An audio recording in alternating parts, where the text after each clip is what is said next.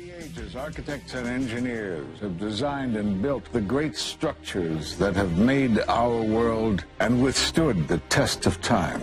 Hi, I'm Ed Asner. Welcome to Architects and Engineers. Let's look now at modern steel frame buildings. This is the Empire State Building, a marvel of modern architecture. It was built to last. Architects and engineers of today use computers to design and engineer buildings that will endure the forces of nature, such as earthquakes, fires, and hurricanes. This modern skyscraper was also built to last.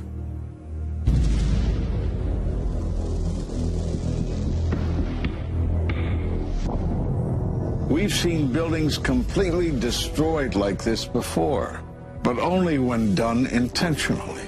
Danny Jowenko is the expert on this in Europe. What did he say? Dit is controlled demolition. Zeker weten. Zeker weten. Er is nagesprongen. Dit is in opdracht gebeurd. Het heeft een team gedaan van experts. Let's compare. All right. That's a 5-minute video that you can obviously watch at Architects and Engineers for 9/11 Truth. It's been seen millions of times online, and now PBS channels I know around the country have also been airing it. Our guest really needs no introduction. He has a lot of courage, whether you agree with his politics completely or not. Undoubtedly, he's an honorable person who stands up for what he believes is right, Ed Asner.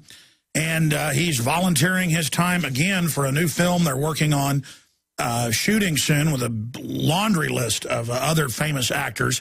I can't say any as famous as Ed Asner, but some of them close. A violation of trust that basically puts the whole thing on trial.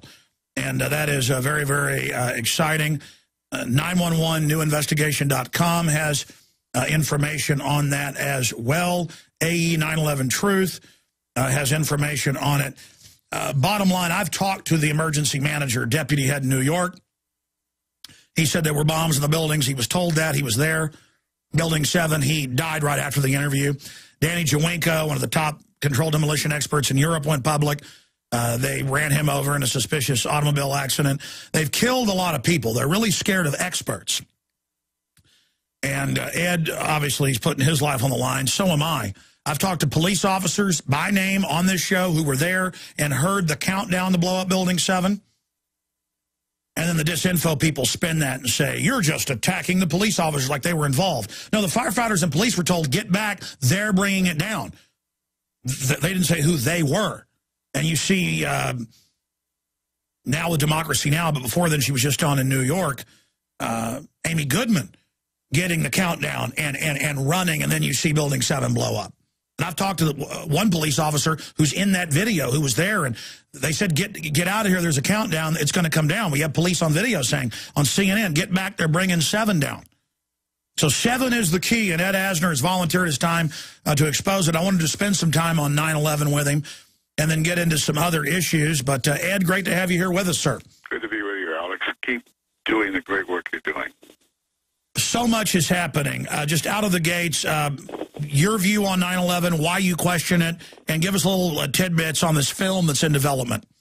Well, it's called it an imaginary film of a commission assembled by the government to finally and fully hear and examine what happened on 9/11, with particular emphasis on Building 7. And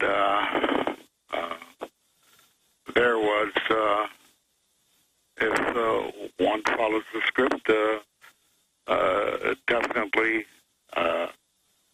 governmental activity in the actions that took place that day. I made also a 10-minute film with Mark Rydell.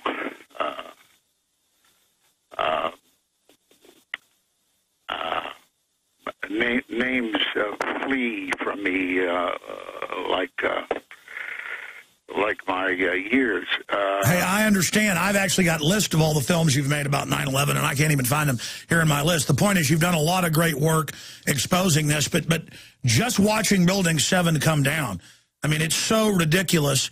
The blast points, the free fall, all of it, and they're scared to death of any investigation. You know, Rumsfeld was asked by Eric Mueller, a talk show host, about the controlled demolition of it, and Rumsfeld said, I don't even know that exists, and basically implied the building didn't even exist, and we were crazy to even ask. Well, Rumsfeld has run at the mouth before, and why should he stop now? He was one of the chiefs that day. The 10-minute film I made with Mark Rydell, Brian was our director and writer, in which I introduced the idea that Building 7 came down with assisted help. It was not damaged by either of the planes. The owner himself said, is quoted as having said, we're going to have to pull it.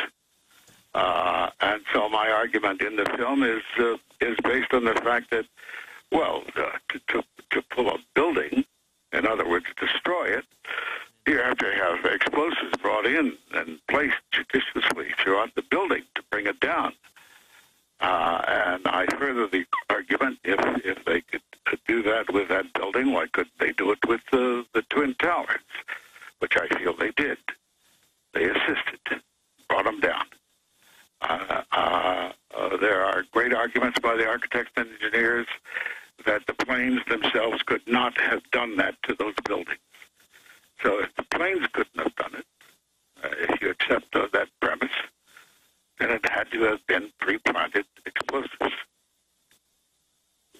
Well, you're right about that, but expanding on it, now even the LA Times admits that Al-Qaeda, real Al-Qaeda, has been given control of Libya. They're being used to invade Syria. They're being used to launch terror attacks inside Iran. Even NBC had the headline Friday, Israel uses terror group to attack Iran. And then they admit it's a Wahhabist group out of Saudi Arabia. I've interviewed the head of the U.S. Embassy, Mr. Springman, who said they wouldn't let Mohammed Atta and others into the U.S. in 2000 because they were flagged as terrorists. And then they got a call from the State Department saying they work for the CIA, that's their cover, let them in. And I mean, this isn't theories. I've interviewed the people who witnessed this. Sybil Edmonds, as you know, FBI translator, heard Al-Qaeda being commanded on the day of 9/11 by the Pentagon. Well, I mean, the fabric is so rotten. I suppose people... I didn't hear about the European expert being run over. Was he killed? Yes, he was killed. Oh, that's interesting. Well, I guess I have to tremble in my boots then. I don't think that's going to happen. Yeah. Well, it's cold here now, so I'll tremble anyway.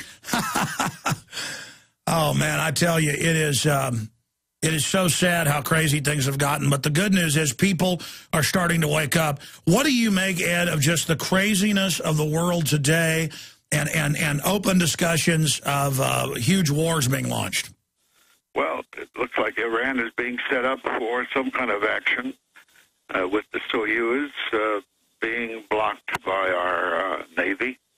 And I imagine that there will be some action this summer or fall to either create another October surprise or to say, well, it's Israel. Well, we can't do anything about that. We can, of course, if our Congress didn't keep supplying them with all the money in the world that they need. Well, my issue is this. I don't want anything to happen to Israel. I'm not an enemy of Israel.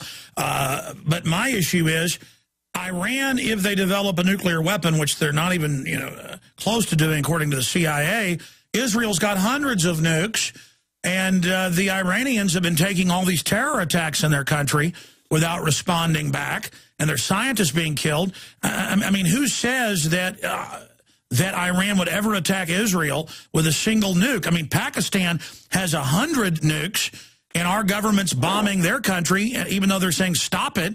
And I've had people like Colonel Schaefer on it. He agrees with me. The #1 threat is starting a war with Pakistan now. Well, I have been in touch with certain SEALs who feel that an action is forthcoming, and they're trying to alert and get people to pay attention and to make some motion of stopping it before it gets too started, and the American press starts brainwashing us that creating a false flag operation. We have to watch and see what kind of false flag is going to be developed on this issue. Boy, you said it, Ed. They are calling for false flags. I've seen the CFR publicly say a provocation would be great. Yeah. And I've seen the Brookings Institute and Clapper, the head of national security, openly talk about how great an attack would be, because then they'd have an excuse to attack. Yeah. Very transparent. Well, I don't know where it's going to end. My mind is boggled at the complicity that goes on throughout this world, and I have no answers. I would merely like to expose the truth, or continue trying to help the exposure of truth for what was done in the past. If we can solve the past, then maybe we can militate against future such horrendous complicity in the future. Well, you're right again. If we can't turn around and expose the old crimes, then the corrupt system is going to get away with greater and greater and greater. Of course. And the American people have to stop saying, who are we? What do we stand for? What are we doing? And, Ron Paul, for whatever other faults he may have, certainly says, let's stop our foreign engagements. And if we only could put a brake on these foreign engagements, it would be a lot more difficult to initiate the false flag operations that always precede these holocausts that we become engaged in, such as Iraq, even Afghanistan. Well, the good news is, Ed, and I want your perspective on this, it does seem that more people are becoming aware. Congress has the lowest approval rating ever. People don't like Mitt Romney, and they don't like Barack Obama. Despite the media trying to demonize Ron Paul and make stuff up, he's had a better showing than ever. And I see that as a real indicator that across the board, people are starting to wake up. Well, but you need a point man. I'm afraid we don't have one. You need a point man. And Ron Paul will be discredited by the big money operators. And all we can do is call him a voice in the wilderness. As things come to a head, I want to go back to this SEAL situation. So currently serving Navy SEALs, obviously you're there in California and a famous guy, and you're saying that they're reaching out to you saying, please warn everyone, it's about to happen. That's what I'm being told by my military sources, sir. Yeah, the same thing here. Same thing here. And they're trying to enlist as many people as they can, but they're not in power right now, and they don't have sufficient power to generate a finger pointing that will take effect. Why are the SEALs not wanting to go to war? I mean, I know that's a silly question, but what have they told you? They've said that more or less the false flag is coming, and that we're going to be involved in more foreign escapades. And one of these triggers on false flag operations runs the danger of worldwide conflict if it gets out of hand.